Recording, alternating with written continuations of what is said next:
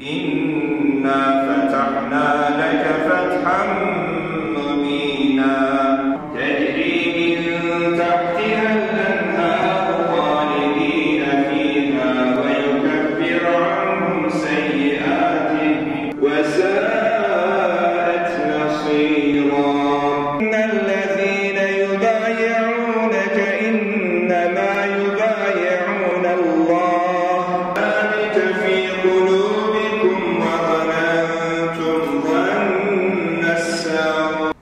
O kadar sarsıntılar ve o kadar büyük imtihanlarla baş başa kaldılar ki gün geldi, belki onlar mutsuz olmadı ama birçok insan mutsuz oldu. İşte bu nedir? Bunun hikmeti nedir? Bunları niye oluyor Müslümanların başına? Belki şu an yeryüzünde dolaşsak Allah'ın en razı olduğu kullar bu mübarek olur. Peki bu kadar musibet niye üzerlerine yağıyor?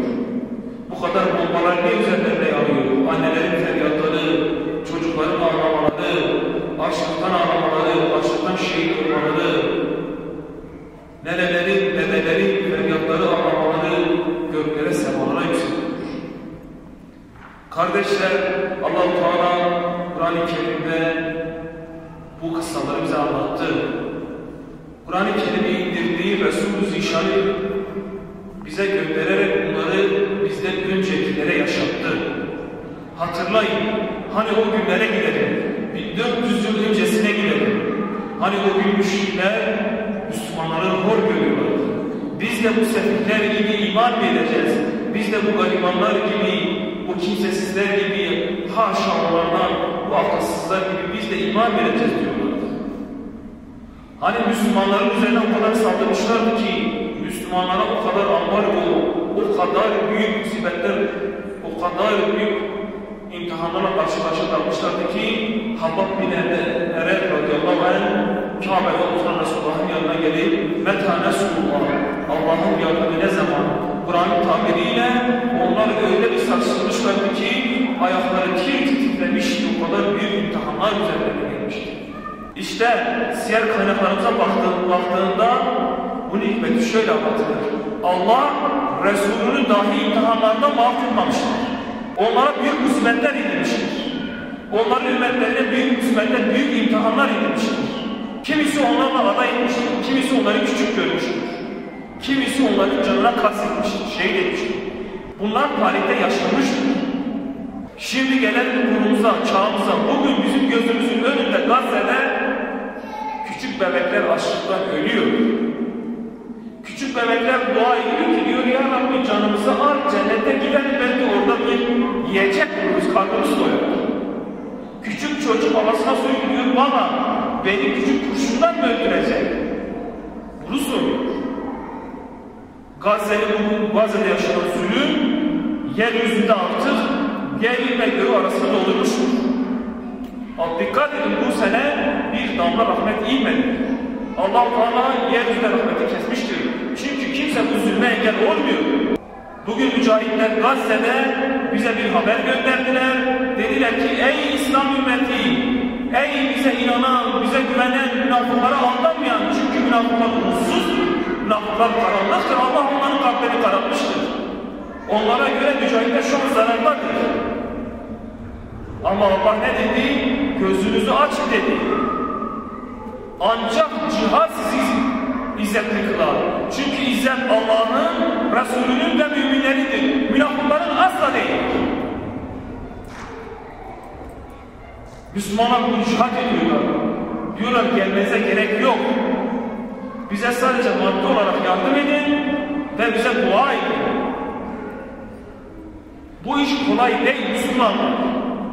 Cihad zor bir şeydir. Merhaleleri olan bir ibadettir. İbadetlerin üstünüdür. Zordur, meşakkatlidir. Kimi zaman umutsuzluğa insan düşer. Kimi zaman insan darbe alır. Kimi zaman Müslümanlar şehit olur. Kimi zaman darbe vurur. İşte buna ancak sabır ederek ve mücadele ederek zafere ulaşabiliriz. Müslümanlar bizden dua istiyorlar. Bu akşam mübarek bir gece, Cuma gecesi, üzerimize rahmet yağdı. bizler de bu akşam inşallah burada zikirlerimizi yapacağız, toplu duamızı yapacağız. Burada ayrıldıktan sonra gecenin teheccüd vaktinde kalkacağız, 2 rekat namaz kılacağız, Müslümanlar için dua edeceğiz. Diyeceğiz ki ya Rabbi sen onların üzerine sabır yağdır, ayaklarını sabit kıl, onlara feth-i mubin nasip eyle, onları başarılı eyle ya Rabbel alemin, onları izzetli eyle ya Rabbel alemin, onları güçlendir, görünen görünmeyen ordularınla güçlendir onları diyeceğiz. Bizim görevimiz bu. İnşallah biz de Peygamber sevdaları olarak, onun sevdalısı olarak, onun en büyük sevdalarından bir tane sevdasının ötesi cihattır. O çünkü dedi ki ben rahmet ve kılıç peygamberiyim. Rahmet ve cihat peygamberiyim dedi. Allah-u Teala bu izzeti de bize nasip eylesin, bu müminlere yardım eylesin.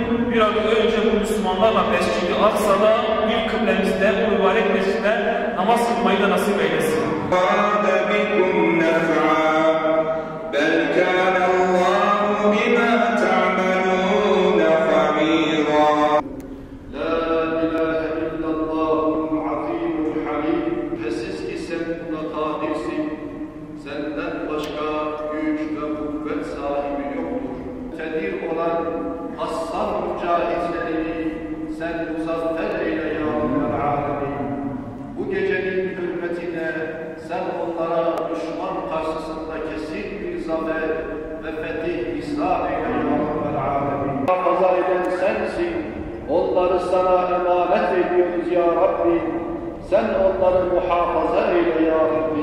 Gencecik, bebek, çocuk, yaşlı, kadın demeden her türlü zulme maruz bırakılan ümmetin imanının bir sembolü olan aynı zamanda